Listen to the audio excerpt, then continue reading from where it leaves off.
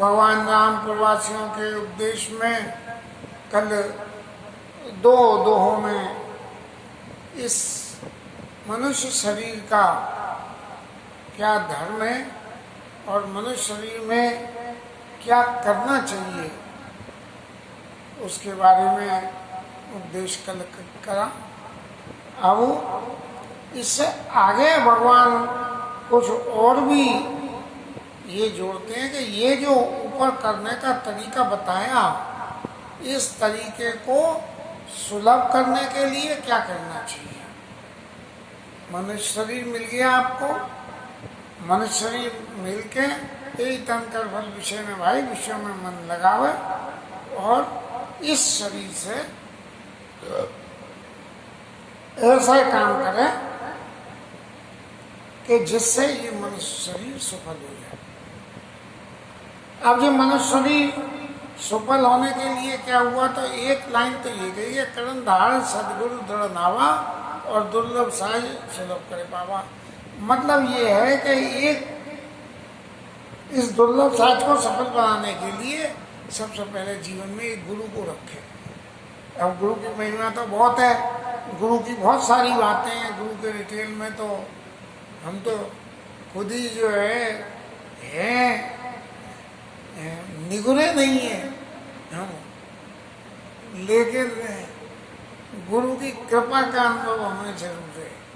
हमारे पास कंठी है, मंत्र है, लेकिन गुरु जी का सानिध्य कभी ऐसी कृपा नहीं हुई कि हम ये समझ सकें कि वो हमारे गुरु जी हैं। ये हमारा दुर्भाग्य है।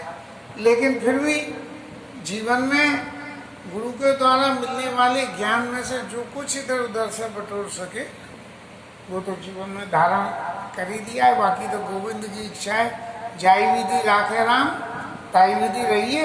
ऐसी नीति से रहने से हम तो रह रहे हैं और ये भजन साधन कर रहे हैं। घर में बाबूजी का आशीर्वाद और घर के संस्कारों से जो कुछ भी हो पा रहा है सो ठीक है। हमें इसमें ये संतोष हो जाता है कि हम गलत काम नहीं कर रहे हैं। अब राम जी ये क्या कहते हैं,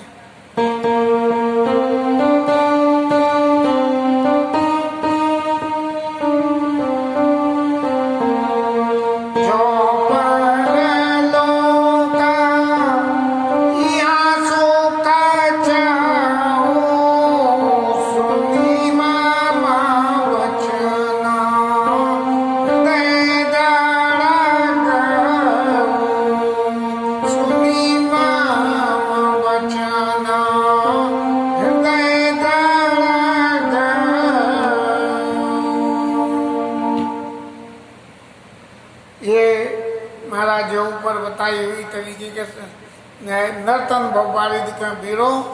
तो ये बेड़ा कैसे बनेगा, बेड़ा ऐसे बनेगा कि जब परलोक में और इस लोक में इन दोनों में आपको सुख मिले। और परलोक और इस लोक में सुख कैसे मिलेगा, ये तो आपने मान लिया कि भाई आपके पास में जो नर शरीर है ये बहुत कीमती है। और फिर उसके बाद आपको जो है शरण करणदार सदगुरु नावा गुरु जी भी मिल गए। अब फिर उसके बाद में ये हुआ कि परलोक और यहाँ पे सुख हमें चाहिए, तो वो सुख हमें अब कैसे मिलेगा। तो यदि इस सुख को पाना है तो इस सुख को पाने के लिए हे पूर्ववासियों, जो मैं आपसे कह रहा हूँ उसको अपने हृदय में पक्का करके धारण कर लो। उसमें किंतु परंतु कुछ भी नहीं करनी है आपको। पक्का करके जो मैंने कही है उसको शब्द पे उतार लो अंदर। कैसे, सुलभ सुखद मार्ग या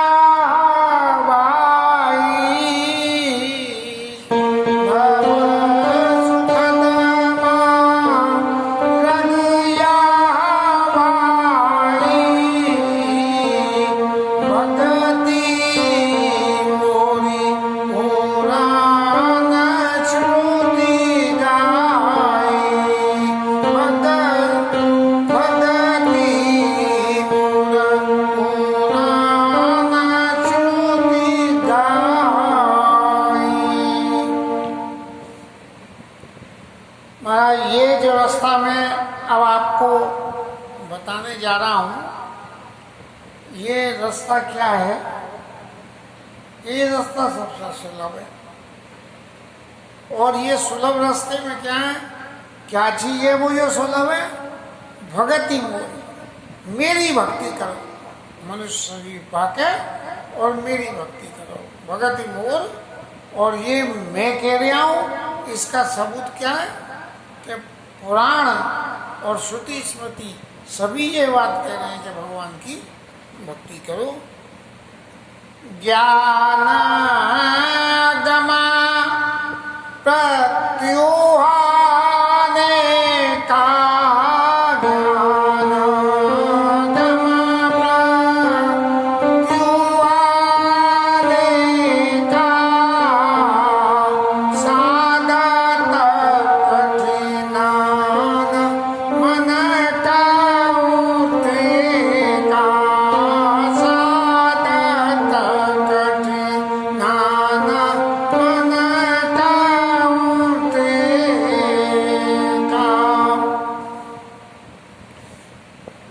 बात और भी है, वेद शास्त्रों में, श्रुति स्मृतियों में भक्ति के अलावा एक ज्ञान का रास्ता भी बताया गया है। आप चाहो तो ज्ञान के रास्ता भी ऑप्ट कर सकते हो, लेकिन ज्ञान के रास्ते में क्या है कि ज्ञान का रास्ते से जब ज्ञान प्राप्त करोगे तो ज्ञान के रास्ते से ज्ञान प्राप्त करने के बाद फिर भगवान की भक्ति प्राप्त करने के लिए और कुछ भी जतन करना पड़ेगा। जैसे कि हमें कोई बंद ताला खोलना हो और ताला खोलने के लिए हमें चाबी की जरूरत हो या छेनी हथौड़ी की जरूरत हो। छेनी हथौड़ी से ताला तोड़ देंगे और चाबी से खोल देंगे, लेकिन जब हमारे हाथ में चाबी आ गई तो चाबी तो ज्ञान के समान हो गई कि चाबी आ गई, इस चाबी को डालेंगे और ताला खोल देंगे। लेकिन अब ये थोड़ी सी विचार और भी करें कि वो ताला यदि काफ़ी दिनों से बंद है और फिर उस ताले में चाबी घुमाओगे तो चाबी घुमाते हुए भी ताला नहीं खुलेगा, तो क्या करना पड़ेगा? तो उसमें जो है थोड़ा सा मोबिल ऑयल, मिट्टी का तेल मिला के डाल के रख दे, छोड़ दो और चाबी घुमा दो तो वो ताला खुल जाएगा। तो ऐसे ही ज्ञान अगम प्रत्यु अनेका साधत कठिन, करने में तो कठिन है और उस कठिनता को स्वीकार करने के लिए मन को संतोष नहीं होता है। अरे बाबा इतनी मेहनत कौन करेगा, अरे ताली नहीं मिल रही तो ताले वाले को बुलाओ, अरे यार कुंडा काटो और छुट्टी पाओ, दूसरा कुंडा ला के बाजार से फिट हो जाएगा, उसमें काई की वो है। तो ज्ञान अगम प्रत्यु अनेका साधत कठिन न मन को टेका, ये जो ज्ञान मार्ग है इस मार्ग में सबसे बड़ी दिक्कत है कि ये और करत कष्ट बहु पावई को और भक्ति ही न मोई प्रिय नहीं सो। कितने ही ज्ञान से कितने ही कष्ट पालो, लेकिन कष्ट पाके यदि मुझे प्राप्त करना चाहते हो और आपके पास भक्ति नहीं है, ज्ञान के माध्यम से जब मुझे पकड़ने जाओगे तो मैं सहज पकड़ में नहीं आता हूँ, क्योंकि ज्ञान की इतनी शाखाएं हैं, इतनी रास्ताएं हैं। अब एक रास्ता पे जाओ तो दूसरी रास्ता से कुछ न कुछ कमी रह जाती है, तो फिर जो है बात अधूरी रह जाती है। और भगवान एक बात और कहते हैं, भगतहीन यदि ज्ञान है और भक्ति नहीं है तो मुझे वो ज्ञानी भी प्रिय नहीं है। यदि भक्त और ज्ञान दोनों आ जाएं, भक्ति और ज्ञानी, तो मेरे को भक्ति वाला भगत जो है वो प्रिय है। क्योंकि आगे अभी प्रसंग तो आवेगा कि जब कागभूषण ऋषि ने सो मन तुम सुनते हो सही नहीं याद रहे भगत की नहीं, ज्ञान को जब लोगों ऋषि ने जो है कागभूषण ऋषि से कहा तो उन्होंने जो है ज्ञान को नहीं कह के बार बार ये कहा कि महाराज मुझे भक्ति दो, भक्ति की रास्ता बताओ। तो वो प्रसंग तो आवेगा, लंबा काफ़ी है, लेकिन अभी हम करीब पहुंच ही गए हैं तो वहाँ पर ही व्याख्या होगी इसकी। अब भक्ति पाने के लिए, भक्ति आपको अगर पानी हो तो कुछ यत्न तो करना ही पड़ेगा। तो भक्ति पाने के लिए करना क्या? ये जो कोरोना की परिभाषा में करो शब्द है उससे भी ये गई साल जोड़ दिया था। तो भक्ति स्वतंत्र सकल गुण खानी, भक्ति में तो गुण ही गुण है, और बिनु सत्संग न पावहि प्राणी। प्राणी जीव जो है बिना सत्संग के नहीं कर सकता है। भक्ति पाने का सबसे आसान तरीका है कि आप सत्संग करो। ये भक्त नहीं, ये भक्त नहीं, फिर आने का सत्संग करो, सत्संग करो। ये भक्त नहीं, फिर आने का सत्संग करो, सत्संग करो। तो ऐसे जो है यदि आप सत्संग करोगे तो भक्ति की रास्ता बहुत सुलभ हो जाती है। अब भैया सत्संग कैसे मिलेगा? सत्संग आपको तभी मिलेगा, कैसे? पुण्य पुंज बिनु मिले न संता। सत्संग कौन सा मिलेगा? जिसने सत्संग कराओ। अब जिसने सत्संग कराए वो कैसे मिलेगा? उसके लिए आपको पुण्य चाहिए। जब पुण्य होंगे तब संत मिल जाएंगे, और संत मिलेंगे तो सत्संग होगा, और सत्संग होगा तो भक्ति मिल जाएगी।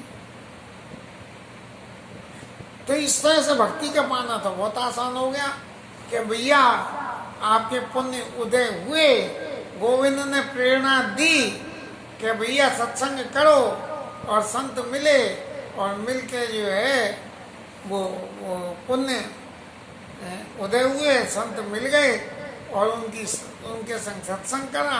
सत्संग करके जो कुछ भी मिला आपको, उससे जो है सत्संग मिला, उससे जो है आपको भगवान की भक्ति प्राप्त हो गई। अब कथानक तो बहुत सारे हैं। राजेंद्र दास जी महाराज कह रहे थे कि चेला महाराज एकादशी का व्रत करने को भोग लगाने गए, गुरु जी ने कह दी कि जो है ठाकुर जी को खिला के खिलाइयो। तो भोग लगाने बैठे, इतने में ठाकुर जी ने देखा कि ये आया ना चेला है, तो उसके पास में आ गए। धीरे धीरे हर एकादशी परिवार लेके आते रहे। तो चेला महाराज तो जो है आती हो गए, बोले ले महाराज ये सामग्री रखी है, खाओ और बनाओ तो मुझे भी खिला देना। तब उन्होंने गुरु जी से कही तो गुरु जी बोले अरे चल, तेने कैसा भोग लगाया जो ठाकुर जी आके और तेरे सामने बैठ कर खा रहे हैं बस। तो उन्होंने कही चलो चल के देख लो। तो जब वो जो है स्थिति सामने आई तो गुरु जी ने कही है चेला महाराज तुम तो चीनी हो गए और हम तो पूरी रह गए। तो ऐसे जो है संतों के मिलने से जीवन में सत्संग मिल जाता है, और सत्संग मिलने से भगवंत भी मिल जाते हैं।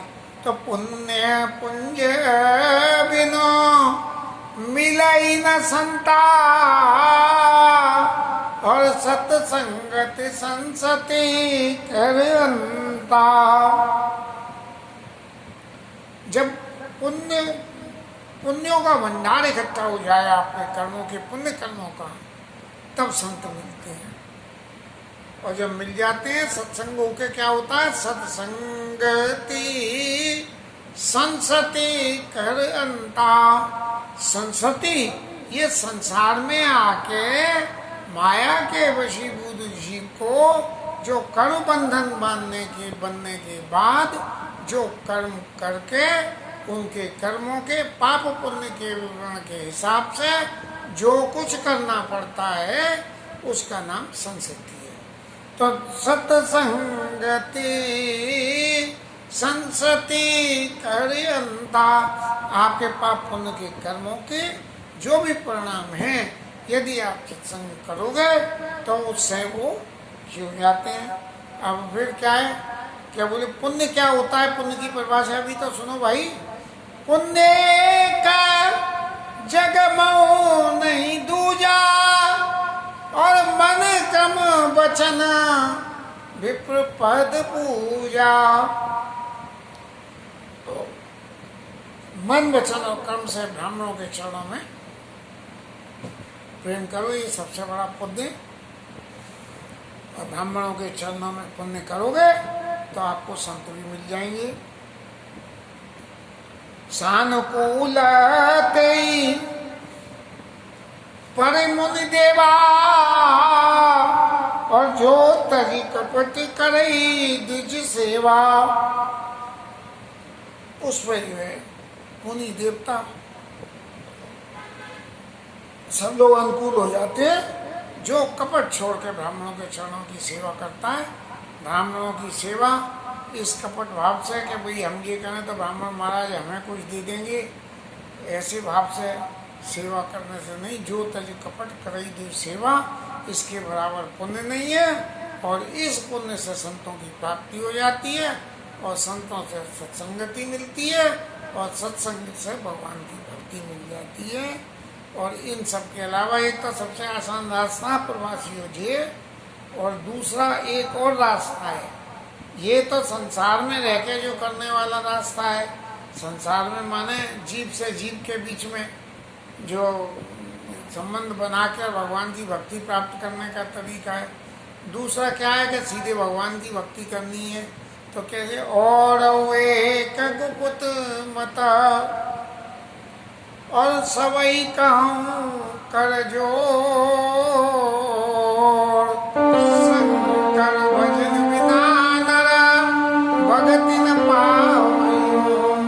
अभी इतना सारा आपने कर्म तो कर लिया, और इतना कर्म करने के बाद में भी यदि फिर आपने शंकर जी की भक्ति नहीं करी तो आपको फिर भी मेरी भक्ति नहीं मिलेगी। और ये मेरा गुप्त मत है, हर किसी को नहीं मालूम है, मैं आप लोगों को बता रहा हूँ कि इतना पुण्य इकट्ठा करो, सत्संगति करो, और फिर शंकर जी की भक्ति करो।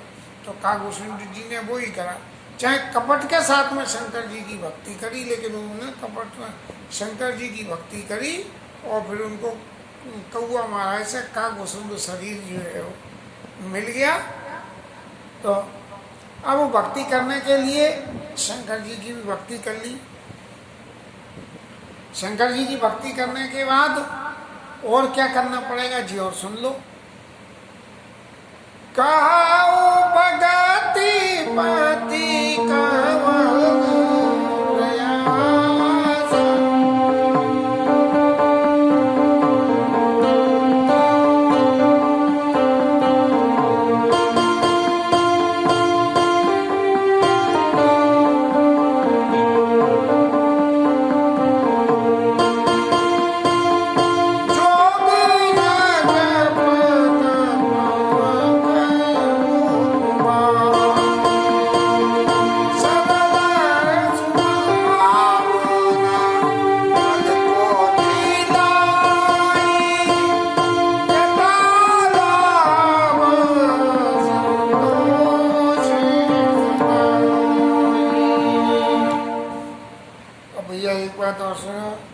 भक्ति पाने के लिए क्या क्या प्रयास करने चाहिए।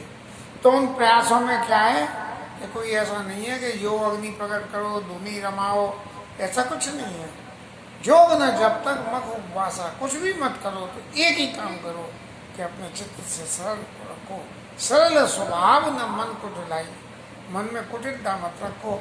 जैसे वो तो जो है कर तो रही हैं सेवा पूजा, और फिर जो है मन में जी आ रही है कह रहे उसने बड़ी मेरे से ये बातें कही थी, अब मैं पूजा करके जाऊंगा तो उसके संग में ऐसा करूंगा। तो सरल है स्वभाव न मन कुटिलाई, और जथा लाभ संतोष सदाई। जो मिल जाए, जो लाभ मिल जाए या हानि मिल जाए, जो कोई मिला उसी में संतोष कर ले। संतोषी सदा सुखी ना, क्या नाम है, क्या है, गोधन गज धन बाजी धन और रतन धन खान, और जवाब है संतोष धन तो सब धन धूल समान। तो ऐसे जो है संतोष रूपी धन को अपने पास में रख ले, और फिर क्या है कि मोरदा भक्ति पाने के लिए भगवान की दास्ता स्वीकार करनी पड़ेगी, और दास्ता स्वीकार करे और फिर जो है आशा करे कि महाराज अरे भाई जिसकी आपने संसार के परब्रह्म परमेश्वर की दास्ता स्वीकार कर ली, वो तो सबका बिना कुछ मांगे ही सब कुछ देने वाला है, और फिर उससे भी आप और आशा लगा दो, अपनी डिमांड और बढ़ा दो एक के बाद एक। जैसे आजकल नेता लोग कर रहे हैं, एक के बाद एक डिमांड बढ़ाए चले जा रहे हैं करुणा में। तो वो जो है मोर दास है कहाई नर आशा, करई कहू का विश्वासा। जीवन का सबसे बड़ी क्या है कि भगवान की दास्ता स्वीकार करके और कुछ आशा मत करो, यथा लाभ संतोष करो, ब्राह्मणों के चरणों में प्रेम करो, शंकर जी की भक्ति करो, मन में कुटिलता को रखो मती। ये इतनी सी बातें, इनसे मेरी भक्ति मिल जाती है, और मेरी भक्ति मिलने से आप लोगों को सब कुछ मिल जाएगा। इसके अलावा आपको दूसरा कोई भी यत्न करने की जरूरत नहीं है, न ज्ञान के मार्ग में जाने की। मन को बिल्कुल सरल रखो, इससे ज़्यादा और आपको कुछ भी करने का नहीं है कि आपको कुछ भी करना हो। सरल स्वभाव न मन कुटिलाई, जथा लाभ संतोष सदाई।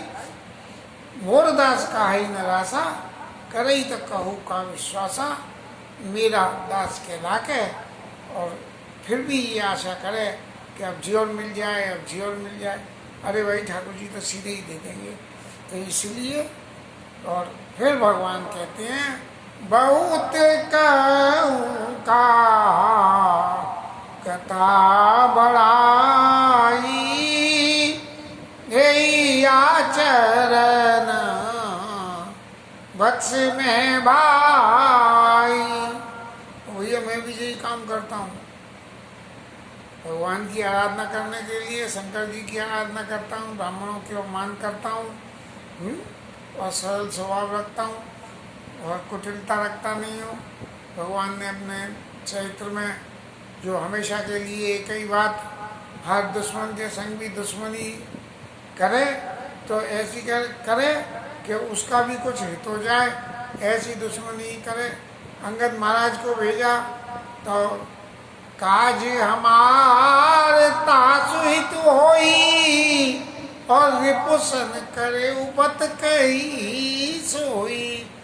रावण से जाके वो बात करना कि उसका हित हो और हमारा काज हो जाए, काम हो जाए कि सीता जी लौट जाए। तो भगवान तो इतने दयालु हैं, इसलिए बहुत कहूँ का कथा पढ़ाई यही आचरण वत्स में भाई। और फिर इससे आगे जब ये इतना सब हो जाएगा, तब इसके बाद अपने आप ही जो गुण हो जाएगा, क्या होगा, वेर न विग्रह आस न त्रासा। जब वैर ही नहीं होगा, किसी से दुश्मनी नहीं होगी, कोई आशा नहीं होगी, और किसी से दिल नहीं होगा, तो वैर न विग्रह आस न तासा, और सुख में ताई सदा सब आशा। अब वो फिर इसमें जिस परिस्थिति में भी रहे, चाहे जैसी परिस्थिति में रहे, उस परिस्थिति में रहने से उसको हमेशा सुख ही सुख मिलेगा। अब व्यवहारिक जीवन में यदि देखें तो 2 रोटी मिल जाए तो बोले कचौड़ी और मिल जाए, तो कचौड़ी मिल जाए तो खाने को लड्डू और मिल जाए, और लड्डू मिल जाए तो उन्हें कहीं साउथ इंडियन और मिल जाए। तो ये ऐसी जो आशाएं हैं ये कभी समाप्त होने वाली नहीं है। इसलिए यदि चित्त में संतोष है तो जो मिल जाएगा उसमें संतोष कर लोगे तो सुख में ताई सदा सवासा अनारंभ अनिकेत वाणी अनगरोष दक्ष विज्ञानी। ऐसा व्यक्ति के क्या गुण हो गए? अनारंभ, वो किसी काम को करता नहीं है। हमें यहाँ कभी कभी कुछ ऐसा हुआ कि भाई ठाकुर जी का श्रृंगार करना है और ठाकुर जी के श्रृंगार में अंदर से तो मन बोल लिया है लेकिन कर नहीं पाते हैं किसी न किसी कारण से। तो एक आध दिन हम तो कह देते हैं नहीं महाराज करवाना हो तो करवा लो, और फिर देखते हैं कि कोई ना कोई ऐसा बानक बन जाता है कि जो मन में सोच रहे थे वो काम हो जाता है। तो अनारंभ अनिकेत अमानी अनग अरोष दक्ष विज्ञानी, किसी के प्रति कोई क्रोध नहीं। महाराज जय आपकी इच्छा हो जैसी हो वैसे करा लेना। और ऐसे व्यक्ति को फिर क्या होता है कि प्रीति सदा सज्जन संसर्ग है। सज्जन व्यक्तियों के इसके संग में प्रीति होती है, दुष्टों के संग में करते नहीं है। और तन सम विषय स्वर्ग अपवर्गा, ये सारे जो है स्वर्ग के सुख भी उसके लिए ऐसे हो जाते हैं। कुछ नहीं है, भगवान के चरणों की शरण मिल गई ये ही सब कुछ हो जाते हैं। फिर उसको ये भी कामना नहीं रहती है कि मेरे को स्वर्ग के सुख मिले। और भगति पक्ष हट नहीं सठताई और दुष्ट तर्क सब दूरी बहाई। भक्ति के पक्ष में यदि आप भक्ति के लिए प्रयास करोगे तो भक्ति के पक्ष में प्रयास करने का क्या मतलब, जोर लगाने का क्या मतलब हुआ कि उसका मतलब धूर्तता ही नहीं है। भगति पक्ष हट, हम भगवान की भक्ति कर रहे हैं, ये निश्चय को यदि हम जोड़ें कि ये काम हमें करना ही करना है तो ये तो हट में आ जाए और नहीं सचता ही। ये धूर्तता नहीं है क्या कि हम बैठे भगवान की भक्ति कर रहे हैं और किसी ने व्याख्या वो डिस्टर्बेंस करा और डिस्टर्बेंस में जो ले उसके ऊपर में ये रहा बैठे, तो भगत पक्ष है तो नहीं सचता ही। ये धूर्तता नहीं करनी है। आप अपनी भक्ति कर रहे हो, भक्ति में आप लगे रहो, चाहे कोई कुछ करे, कोई आपको पिकनिक करे, कुछ भी करे, आप अपना काम करते रहिए। और दुष्ट तर्क सब दूरवाई, किसी तरह के कोई ऐसे तर्क नहीं रखना कि भक्ति मैंने करी तो मुझे कुछ नहीं मिला, उसने तो कुछ नहीं करा तो भी मिल गया। दुष्ट तर्क सब दूर भाई, इन सबों से दूर। और फिर क्या होगा? मम गुण राम नाम रत, जब ये परिस्थितियां बन के आवे तो वो मेरे गुणों में और नाम में ऐसा रमता है कि गत ममता मद वो और मद उसके अंदर से अपने आप ही चले जाते हैं। और फिर क्या? ते कर सुख सोई जा नहीं और परानंद संदो, परम आनंद की प्राप्ति हो जाती है और वो इस सुख को जानता है। जब तक ये कोई इसको अनुभव नहीं करेगा तब तक ऐसा नहीं होता है। इसलिए जो वचन मैंने कहे हैं इन वचनों को आप सब लोग हृदय में धारण करो और आप सबको मेरी भक्ति मिल जाएगी। ऐसा कह के भगवान ने अपनी लीला को विश्राम दिया और प्रवासियों ने अपनी भगवान को जैसे बोलते हैं शुक्र अदा करना, कोई आदमी शिक्षा भाषण कुछ दे तो फिर उसको उपकृत करने के लिए उसको धन्यवाद बोला जाता है। तो प्रवासियों ने धन्यवाद दिया और सुनत सवासम वचन राम के गए सवन पद कृपा धाम के भगवान के चरणों को स्पर्श किया और कहा कि महाराज आपके समान हितकारी कोई नहीं होता। और ऐसा कह के निज निज जगह आयुष भाई वर्णत प्रभुवत कई सुहाई, आपस में बात करते हुए सब लोग अपने अपने घर गए कि भगवान ने कितनी अच्छी बातों को बताया है और हम सब लोग इसको मिलकर फॉलो करें। उबदा अवधवासी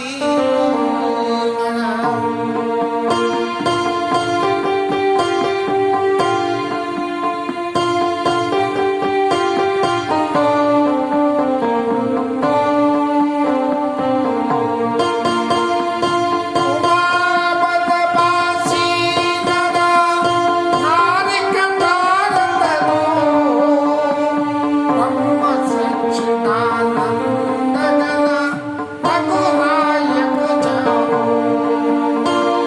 ब्रह्म सच्चिदानंद घन रघुनायक।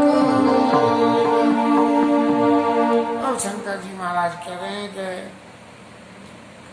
हे पार्वती जी, देखिए अयोध्या में रहने वाले बड़े कृतार्थ स्वरूप हैं ये लोग, क्योंकि